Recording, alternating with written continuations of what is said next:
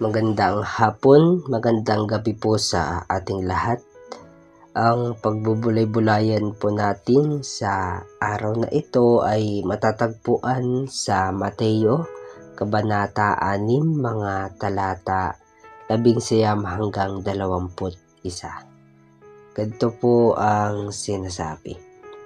Huwag kayong mag-iimpok ng mga kayamanan dito sa lupa. Dito'y may naninirahang insekto at kalawang, at may nakakapasok na magnanakaw. Sa halip, mag-impok kayo ng kayamanan sa langit. Dooy walang naninirahang insekto at kalawang, at walang nakakapasok na magnanakaw. Sapagkat kung saan naroroon ang iyong kayamanan, naroroon din ang iyong puso. Tayo po'y sumandaling manalangin. Panginoon po namin Diyos, banal ka po't makapangyarihan sa lahat. Pinupuri at pinapasalamatan ka po namin sa araw na ito. Ikaw po ang siyang kumabay sa amin, mag-guide sa amin, sa aming pang-araw-araw na pamumuhay. Dadalangin ko po ang pagbubulay-bulayan namin ngayon. Ikaw po ang siyang makita. Patawarin niyo po kami sa aming pong mga nagagawang pagkasala, Ama. Dadalangin ko po na ang mga salita na maririnig namin ngayon ay magamit namin sa aming pang-araw-araw na pamumuhay. Ito po ang aming dalangin sa matamis at makapangyarihang pangalan ng aming Panginoong si Kristo. Amen.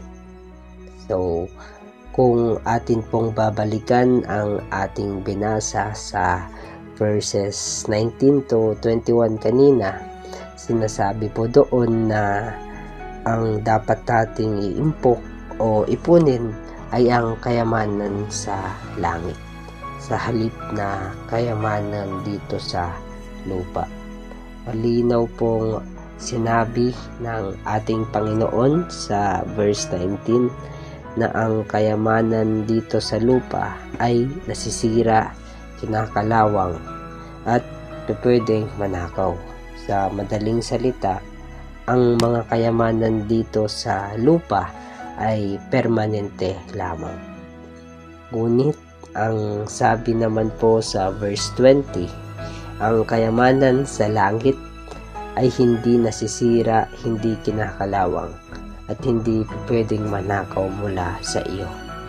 Ito ay nangangahulugan lamang po na ang tunay na kayamanan ay sa langit po makakamtan.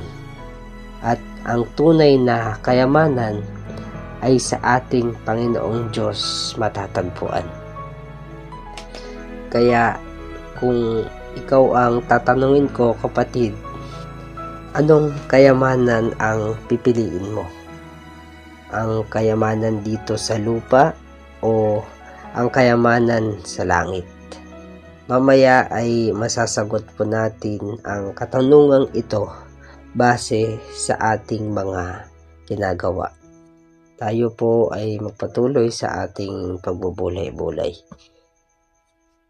Hindi ba't kapag tayo po ay may kayamanan, atin itong iniingatan, inaalagaan, kung maaari, ayaw natin itong magasgasan, masira, at mas lalong ayaw natin itong mawala. Bakit kaya? Bakit kaya ayaw nating mangyari ang mga bagay na ito sa ating mga kayamanan? Dahil unang-una, bago natin makuha ang mga kayamanan ito, ay atin itong pinaghihirapan.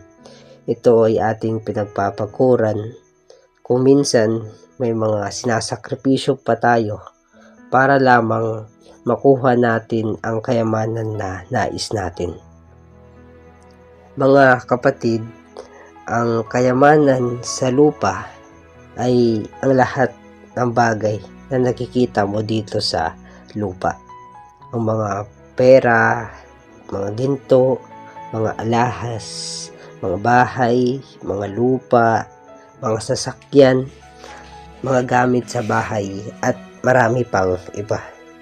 Ngunit ang kayamanan sa langit ay walang iba kundi ang buhay na walang hanggan.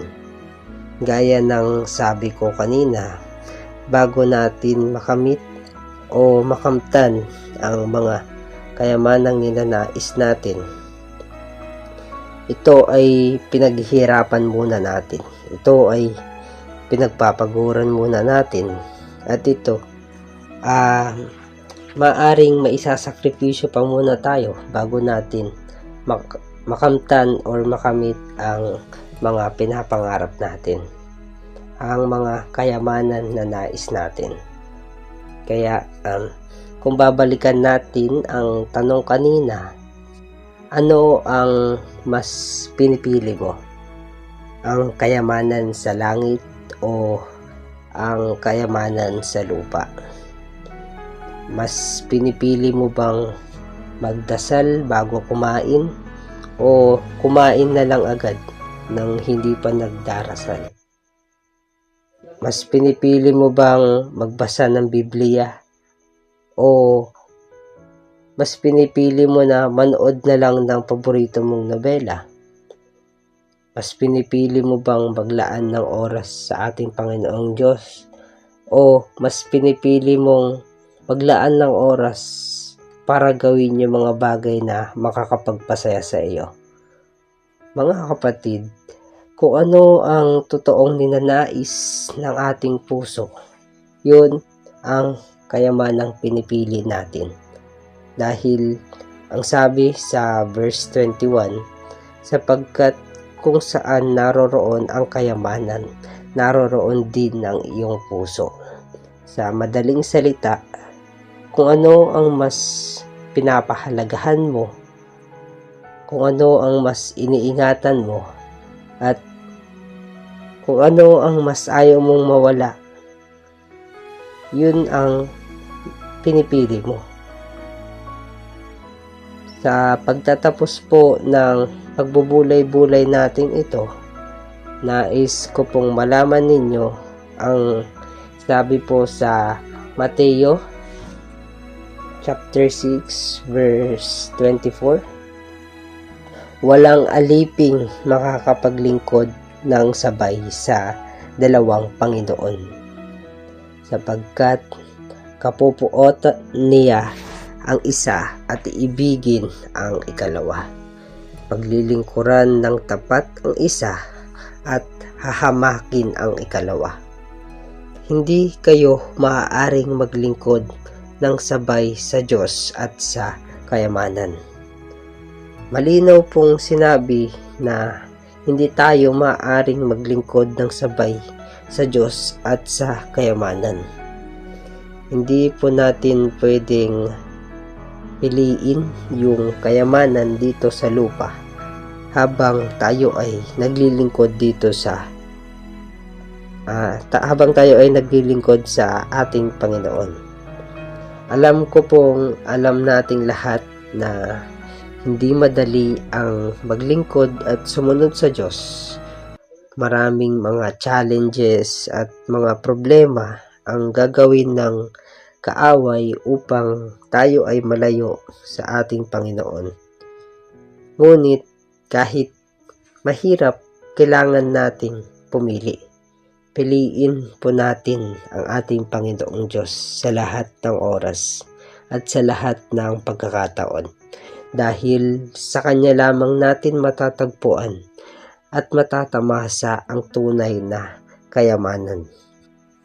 Sigurado po ako na kapag pinili natin ang ating Panginoon, hindi niya tayo pababayaan.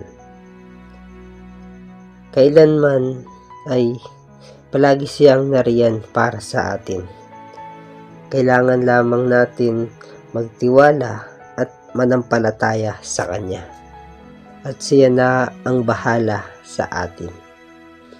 Gawin lamang po natin ang dapat nating gawin at ipagkatiwala na natin sa ating Panginoon ang mga alalahanin natin. So, tayo po ay manalangin.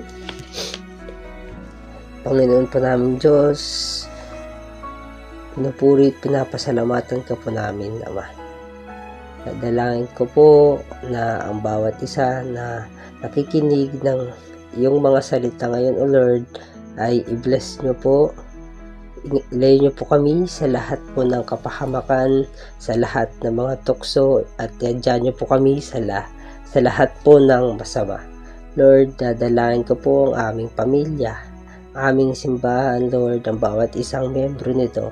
Ikaw po ang silang lalong magpalugo ng aming pananampalataya. Huwag niyo pong hayaan na kami ay malayo sa iyo, Ama. Dadalangin ko rin po na ingatan niyo po kami palagi at gabayan niyo po kami sa lahat ng oras. Ang lahat po ng ito, Ama, ay dinadalangin namin sa inyo sa matamis at makapangyarihang pangalan ng aming Panginoong Jesucristo. Amen.